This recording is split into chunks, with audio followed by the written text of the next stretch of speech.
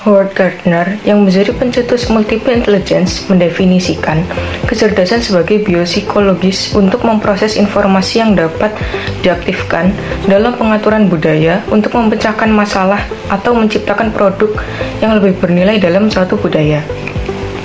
Dengan mempertimbangkan kecerdasan sebagai potensi, Gardner menegaskan sifat multiple intelligence yang muncul adalah bersifat responsif, sehingga membedakan kecerdasannya teori dari yang tradisional, di mana kecerdasan manusia adalah tetap dan bawaan. Apakah potensi yang akan diaktifkan tergantung besar bagian pada nilai-nilai budaya di mana seseorang individu tumbuh dan terkait pada peluang yang tersedia dalam budaya tersebut. Dalam mengembangkan teori multiple intelligence ini, Gardner memilih orang-orang dewasa dari berbagai kultur atau budaya yang berbeda untuk mengidentifikasi. Data empirik yang sebelumnya pernah digunakan dalam mengidentifikasi kecerdasan manusia, kriteria yang dijadikan untuk identifikasi kecerdasan diambil dari ruang lingkup biologi yang ada kaitannya dengan otak, psikologis perkembangan, psikologi tradisional, dan juga logika analisis. Nah, dengan menggunakan kriteria dalam bidang-bidang tersebut, Gardner menjadikan teori multiple intelligence ini sebagai data yang empirik. Gardner membuat sebuah teori yang dinamakan 8 tipe kecerdasan. Lalu, apa sajakah 8 tipe kecerdasan manusia tersebut? Yang pertama ada kecerdasan linguistik. Kecerdasan linguistik ini merupakan kemampuan pikiran kita untuk menggunakan kata-kata menjadi kalimat secara efektif yang dirancang oleh kepala kita, baik secara dituangkan secara katanya untuk kebaikan. Kecerdasan ini mencakup Pernah aku dimarah, urutan kata, suara, katanya membaiki kelemahan.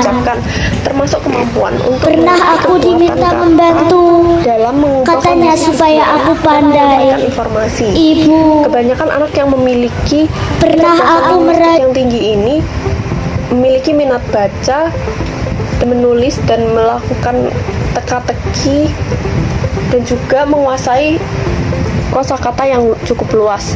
Jadi apabila kalian mampu menyalurkan kata-kata dengan baik, kalian bisa dibilang memiliki kecerdasan linguistik yang kuat. Kecerdasan linguistik ini lazim dijumpai pada seorang novelis dan penyair. Salah satu tokoh dunia yang terkenal dalam kecerdasan linguistik adalah William Shakespeare. 2. Kecerdasan matematis logis. Kecerdasan matematis logis adalah kecerdasan yang melibatkan keterampilan mengolah angka dengan baik dan atau kemahiran menggunakan penalaran atau logika dengan benar. Biasanya orang yang memiliki kecerdasan matematis logis yang tinggi ini orang yang dapat menyelesaikan problem matematika seperti kecepatan dan ketepatan menghitung dan juga mengolah data. Yang ketiga ada kecerdasan musikal. Kecerdasan musikal adalah kemampuan untuk menikmati, mengamati, membedakan, mengarang, membentuk, dan mengekspresikan bentuk-bentuk musik. Orang yang memiliki kecerdasan musikal ini dapat merangkai satu instrumen dengan instrumen lainnya atau lebih menjadi satu harmonisasi nada yang dapat didengarkan. Kemudian yang keempat, kecerdasan spasial. Kecerdasan spasial melibatkan kemampuan seseorang untuk memvisualisasikan gambar dalam kepala dengan cara membayangkan situasi dari perspektif yang berbeda, yaitu objek-objeknya, atau menciptakan dalam bentuk 2 atau 3 dimensi. Jadi apabila kalian mampu untuk memvisualisasikan gambar, kalian bisa dibilang memiliki kecerdasan spasial yang kuat. Kecerdasan spasial ini lazim dijumpai pada arsitek, pelukis, dan pemahat. Tokoh yang terkenal diantaranya adalah Picasso. Yang kelima ada kecerdasan kinestetik. Kecerdasan kinestetik ini merupakan keahlian menggunakan seluruh tubuh untuk menyampaikan ide dan perasaan. Dalam kata lain, kecerdasan kinestetik ini merupakan keterampilan menggunakan tangan untuk menciptakan atau mengubah suatu bentuk. Kecerdasan kinestetik lazim dijumpai pada penari, aktor, maupun atlet. Salah satu tokoh yang terkenal dengan kecerdasan kinestetiknya adalah Michael Jordan sebagai atlet basket dunia. Yang keenam ada kecerdasan natural. Kecerdasan natural ini meliputi kepekaan pada gejala alam seperti cuaca, bentuk awan, dan gunung-gunung.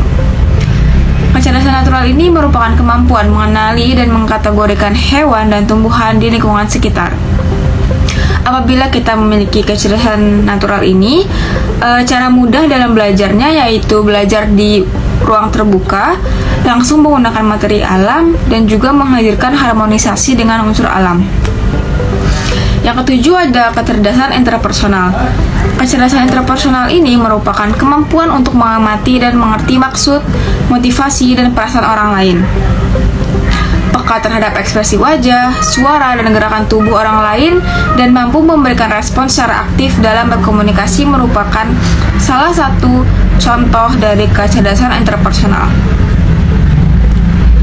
Kecerdasan interpersonal ini lazim dijumpai pada politisi, guru, atau pekerjaan lainnya yang menyangkut banyak interaksi dengan orang lain. Yang ke-8 ada kecerdasan interpersonal. Kecerdasan intrapersonal merupakan kemampuan yang berkaitan dengan pengetahuan akan diri sendiri dan kemampuan untuk bertindak secara adaptif berdasar pengalaman diri tersebut. Menurut Gardner, kecerdasan ini memiliki klaim yang sama dalam prioritas dan juga sama-sama dipandang valid dan penting. Berdasarkan penjelasan sebelumnya, multiple intelligence assessment ini perlu diterapkan dengan melakukan beberapa usaha. Yang pertama, terdapat Spectrum Assessment System. Usaha ini memandang bahwa setiap anak memiliki profil khas kemampuan kognitifnya masing-masing dan dapat ditingkatkan melalui pendidikan ataupun pengaruh lingkungannya. Sistem penilaian spektrum ini sendiri meliputi 3 komponen, yaitu activities, guidelines, dan profiles. Dalam activities lebih menekankan terhadap banyaknya kegiatan fisik, seperti belajar memanipulasi mainan seperti bermain lilin Play-Doh. Profiles berfokus pada berbagai kemampuan kognitif yang diperiksa dan menggambarkan masing-masing kekuatan dan kelemahan relatif anak dalam berdasarkan kapasitas anak itu sendiri. Misalnya, kepekaan anak yang tidak biasa terhadap jenis musik yang berbeda, mungkin digambarkan dengan ekspresi wajah, gerakan, dan perhatian selama dan setelah mendengarkan berbagai karya musik. Kedua adalah Bridging Assessment for Teaching, merupakan penilaian yang berbasis mendiagnosis dari guru untuk menilai anak yang terlibat dalam aktivitas grup. Bridging ini membantu guru untuk menggambarkan kekuatan intelektual dan pendekatan pembelajaran dari anak antara usia 3 dan 8 tahun. Dari penjelasan tentang teori multiple intelligence tadi, dapat kita simpulkan bahwa teori multiple intelligence dari Gardner ini memiliki teori yang lebih komprehensif dan lebih menarik dalam teori kecerdasan dibandingkan dengan teori kecerdasan tradisional. Teori ini juga memberikan dorongan untuk pengembangan bentuk-bentuk kecerdasan dan pengembangan bentuk penilaian intelijensi yang adil dan menyesuaikan. Lalu, asesmen multiple intelligence ini memiliki tujuan utama, yakni mengumpulkan informasi yang kemudian mendesain pola pembelajaran yang cocok untuk diterapkan. Misalnya, pada anak yang memiliki kecerdasan kinestetik, maka anak tersebut tidak betah untuk lama-lama duduk di dalam kelas.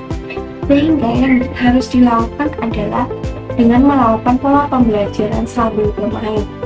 Misalnya, mengajak anak tersebut ke taman untuk kemudian mempelajari tentang ekosistem apa saja yang ada di taman tersebut. Kemudian, tujuan dari pendekatan multiple intelligence sebagai bentuk penilaian adalah yang pertama, untuk membantu menciptakan lingkungan yang mendorong pengembangan potensi bagi individu maupun kelompok. Yang kedua, memberikan pemahaman yang lebih tentang pengetahuan disiplin. Dan yang ketiga adalah menyarankan rute alternatif untuk mencapai tujuan pendidikan yang penting. Sekian dari kelompok 1. Mohon maaf apabila ada kesalahan. Semoga bermanfaat dan terima kasih.